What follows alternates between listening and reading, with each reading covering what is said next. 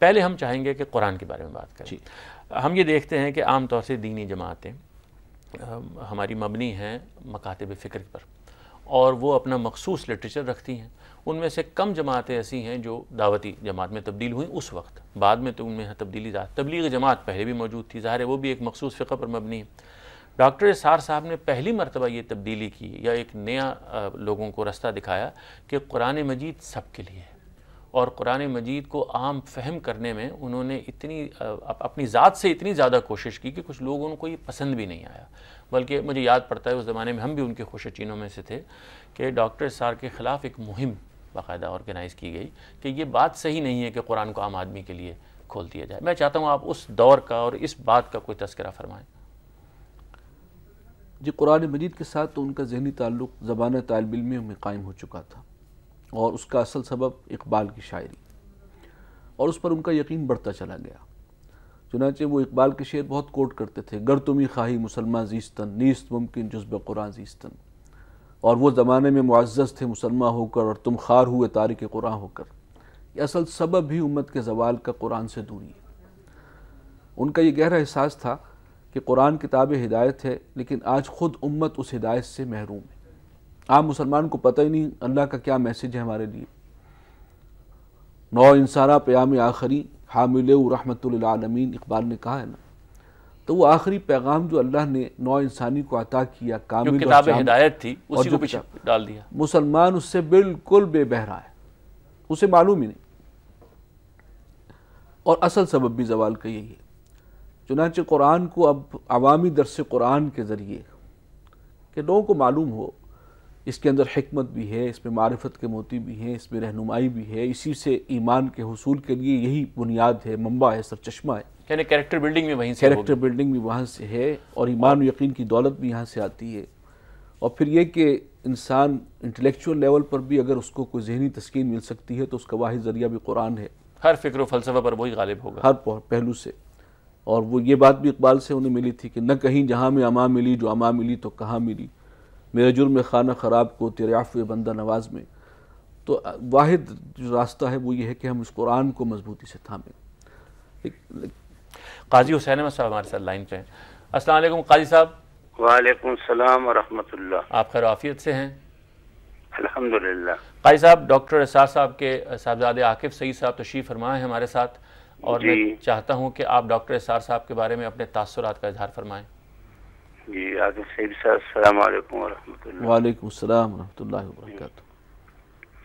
Doctor اسرار احمد صاحب سے ہمارا جو تعارف ہے بہت پرانا تھا، اور میرے بڑے بھائی بھی کنگ ایڈورڈ میڈیکل کالج میں اسٹوڈنٹ تھے.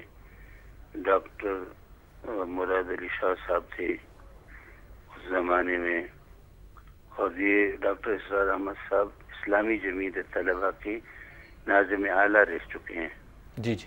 تو اس زمانے کے تعلقات، میں تو اگرچہ جونیئر تھا لیکن میں جونیئر ہونے کے باوجود اسلامی جمعیت طلبہ کے سارے سینئر ساتھیوں اور لوگوں سے واقف تھا، اور ان کے ساتھ میرا تعلق تھا اور قلبی تعلق بھی تھا.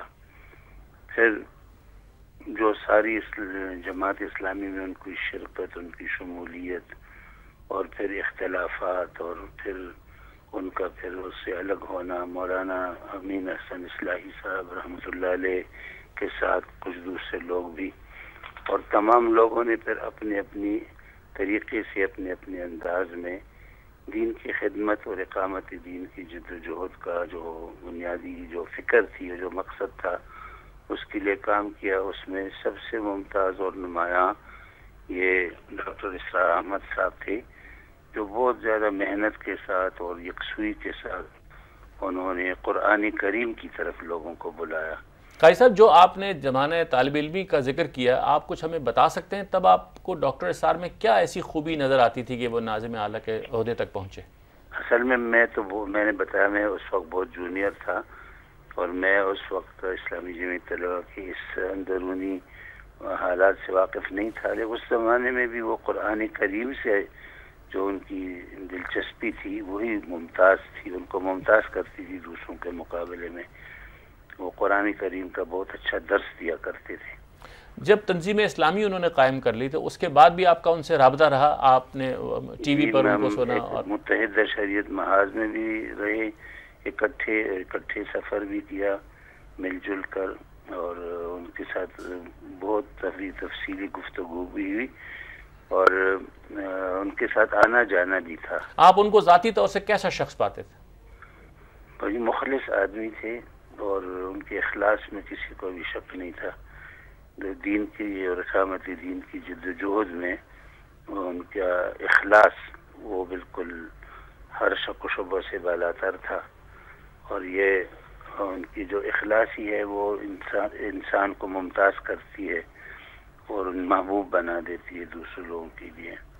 بہت شکریہ قاری صاحب، آپ سے گفتگو کر کے ہمیں اچھا لگا، بہت نوازش، خدا حافظ۔ آپ فرما رہے تھے مولانا مودودی کے ساتھ پھر جو سلسلہ ڈاکٹر اسرار کا قائم ہوا، اور اس کے اندر انہوں نے قرآن کے لحاظ سے اپنی دعوت کو پہلے فوکس رکھا، تدریس قرآن کے لحاظ سے، اور ہم یہ بات کر رہے تھے کہ وہ ایک مختلف چیز تھی بالکل، کہ انہوں نے لوگوں کو عوامی درس قرآن کا رستہ دکھایا، اور اس میں اکثر وہ ذکر کرتے تھے مولانا آزاد کا بھی، اور کبھی ذکر کرتے تھے مولانا محمود الحسن صاحب دیوبندی کا بھی، کہ انہوں نے ان سے اس چیز کو پایا کہ امت کی اصل خرابی یہ ہے کہ قرآن سے دور ہو گئی۔ جی ہاں، یہ تائید ان کو ملی۔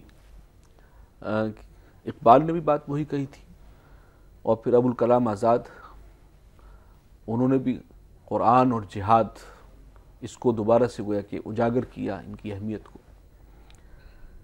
شیخ الہند کے بارے میں بھی یہ بات بعد میں علم میں آئی تو محترم ڈاکٹر صاحب کو بہت خوشی ہوئی اس بات سے کہ جب وہ مالٹا کی اسارت سے واپس آئے، انگریز نے جلاوطن کر دیے گئے تھے، ریشمی رومال کی تحریک، آزادی ہند کی تحریک حریت، اس کے وہ سر خیل تھے۔ انگریز نے انہیں گرفتار کر کے مالٹا کے جزیرے میں قید کیا۔ ٹی بی جب تھرڈ سٹیج کو پہنچ گئی تو وہاں سے ان کو رہا کر دیا۔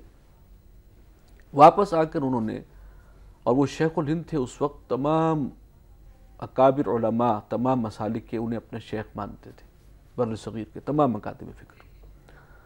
چنانچہ انہوں نے آ کر جو خطاب کیا علماء کے مجمع سے، تو فرمایا کہ میں نے جہاں تک جیل کی تنہائیوں میں غور کیا تو مسلمانوں کی پستی اور انحطاط کے دو اسباب معلوم ہوئے، ایک قرآن کو چھوڑ دینا اور دوسرے آپس کے اختلافات۔ اچھا، یہ بات مفتی شفیع صاحب نے اصل میں عام کی ہے، ان کا ایک رسالہ تھا وحدت امت، اور اس میں انہوں نے خود مفتی شفیع رحمۃ اللہ علیہ نے یہ بات کہی ہے کہ جو مولانا تقی عثمانی کے والد محترم، مولانا تقی عثمانی کے والد محترم بلا شبہ۔ اور پہلے عاقب صاحب میں بہت معذرت خواہ ہوں، ایک چھوٹی سی بریک کی اجازت دیجیے۔ خواتین و حضرات، ہم بریک کے بعد حاضر ہوتے ہیں۔